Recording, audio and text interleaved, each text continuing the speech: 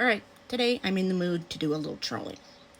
And I'm going to be specifically trolling YouTube mediums who think they're talking to Lucille Ball.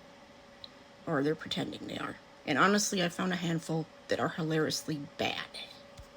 So we're starting with a real gem from the Above Life channel, featuring Bridgette, who has several videos dedicated to channeling deceased YouTube celebrities, just deceased celebrities. Back in 2019, she posted a Lucy channeling, and that's a train wreck we'll be starting with today. Now, for context, most of you know I'm a practicing medium, and I'm very familiar with Lucy's communication style and presence and everything, because she's my spirit guide. My friend Joni, who you've seen on this channel, we share her, and we've been talking to her for like 11 or 12 years. So we're very familiar with her style and her presence. So when I see these videos, I'm not wondering if it's real. I'm watching a performance. It's not channeling what they're doing. They're just faking it. They're pulling things out of their ass. So let's get started with Bridgette and her very Karen-esque haircut. Welcome to Above Life channel. The purpose here is to inspire your spirit and to fill you up with hope. Okay, so we're starting with hope. That's good because we'll need it. Today we are going to be having a conversation with an icon, a comedy icon. We will be talking with Ms. Lucille Ball, and it is Today we're talking to a comedic icon. Or more accurately, Bridgette's internal cast of characters. Wah wah. Thank you so much for being here, Lucille. All right. First of all, the first thing I want to ask you is, I know I Love Lucy show. I know you're incredibly well known as a comedian. And I want to ask you, is Lucille Ball your name? So it was at this moment that I knew this is going to be a total shit show. Wait for it.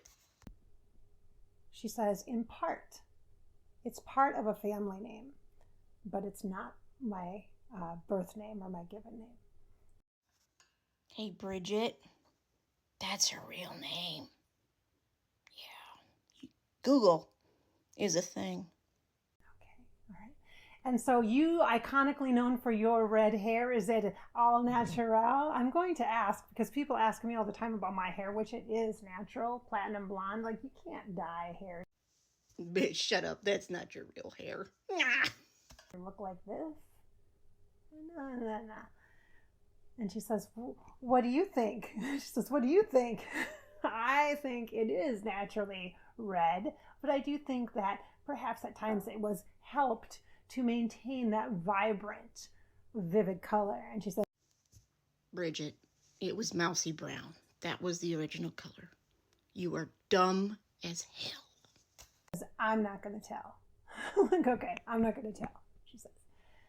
And she's smoking, like I see her with a cigarette. Did you smoke? Oh, yes, everyone did. She said everyone did back in those days, you know. She says, did you have, I mean, it was a bit of a diverse family, right? With a Ricky Ricardo, so to speak. And I think you guys were actually married in real life. Is that true? Yes. She's married in real life. Groundbreaking. If only Bridgette had access to the internet. Said, yes, we were volatile. She says volatile. Talk about volatile. I said, okay. So she said she alludes to the fact that there was drinking involved. And she says on both our parts, she says, I'll take responsibility for my part. Oh, Bridgette. Lucy wasn't an alcoholic. But I think you're turning me into one, listening to this BS. And she said, but that was normal for me. She says, I grew up in a family where my dad had a lot of, how do I say that? She says that my dad had a lot of drinks, I hope you don't actually do readings for other people like normal people, because you fucking suck. Lucy's dad died when she was 3.5. He wasn't a drinker. She said, I wouldn't go so far as to say he was a drunk, but back in those days, everybody was a drunk. Everyone was. And she's showing me a time like 1929, 30, 1932. I'm not sure what the significance of this, 1929, 1930, and 1932. So what that highlights for me, you guys, when I see dates and I see specific days or numbers, usually it's the one that's missing. So 1931. What is significant about 1931 for Lucille? Absolutely nothing of significance happened to Lucy in 1931. You're just pulling dates out your ass now. And she says, you know, I directed. That was part of what I wanted to do. I wanted to be able to put a face on production. I wanted to be part of production, she said. You know, Bridget, you should have at least Googled stuff before you pressed record on this. Because you are just way off. I wanted to put a face. She's very like woman, strong woman, opinionated as a woman, and awesome. You know, like. Oh my God, newsflash, Lucy was a woman. What the? I don't understand why I'm seeing the Midwest, Kansas? Kansas? Like I see California, Hollywood, and then I see New York, and then I see like Kansas, like the in between. Like I'm from someplace in between, like not from here, not from there, but I'm. Lean in, Hunty. She was from Jamestown, New York. Briefly lived in Montana when she was a little girl. In Michigan. Not Kansas. From someplace in between. But then she shows me that things were volatile a bit for her growing up. Volatile, maybe not the right word. From her family life. She's showing me her family life. It looks like her parents were immigrants, or one of her parents was an immigrant or something. My parent, somebody. Oh God, this is like my favorite part. She is so fucking dumb. She was an immigrant. And it sounds like she had like a grandfather that would tell her all about culture. I don't know if it's like Yugoslavia, Russia, or. Do you see what I'm saying? Yugoslavia, Russia, dumbass hoe. Europe, Eastern Europe or something. And they just drank a lot. So Lucille Ball, what do you think of Betty White? She's still around. She's like in her 90s. She is a wonderful, such a funny comedian and very well known. What do you think of Betty White? And she says, I know Betty. She says, I know her. I'm like, okay. She's saying we did something together. I see Lucille Ball, Gilda Radner, and Betty White. I don't know if it was on like a Carol Burnett show thing or if it was on like a variety show, if they were all on a show together. And then, Lucille, how old were you? If you don't mind me asking, she's like, it's so rude to ask about your age. Oh, please. Sorry. She's like, boy, you really are. I'm like, okay. I got to ask. 80s. It looks like 80, 82, something like that. In the 80s, maybe even 86, up there. It looks like in the 80s. I know you didn't die during the 80s. I don't think you did anyway. It looks like late 90s that you actually left. Did you leave in the decade of the 90s or the 2000s? Right around there, she says. Like 98 maybe? I see an 8. 9-8 maybe?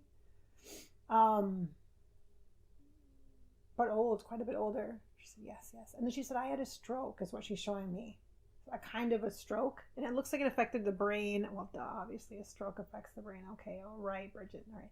But it looks like her brain was affected or something. And it looks like she was married and divorced at least twice, maybe 3 times even. Twice for sure, maybe 3 times. And then she says that very volatile relationship with Ricky Ricardo. Very volatile, like physical fights and things with the two of them. They both drank. So I just listened to about 10 minutes of her rambling, acting like she was talking to Lucy, but she was just talking to herself mostly. And then, of course, she has to go back to this physical crap in the marriage. Yeah, Desi was an alcoholic, but they weren't, like, physically violent to each other. I mean, Lucy did throw some stuff at Desi. I think she threw a hammer or something at him once, but they never put hands on each other. And I could say how they... No, I won't. Never mind. She'll kill me.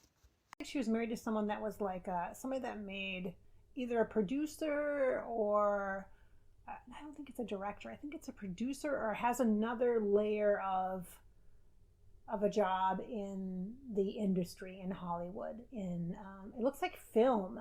I don't.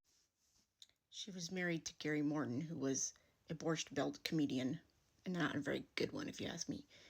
And she gave him jobs on her shows, like producer. Again, Bridgette, Google's your friend.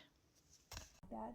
A couple of other names pop in. Stan pops in that name, and then Howard as well. Both of those pop in as well.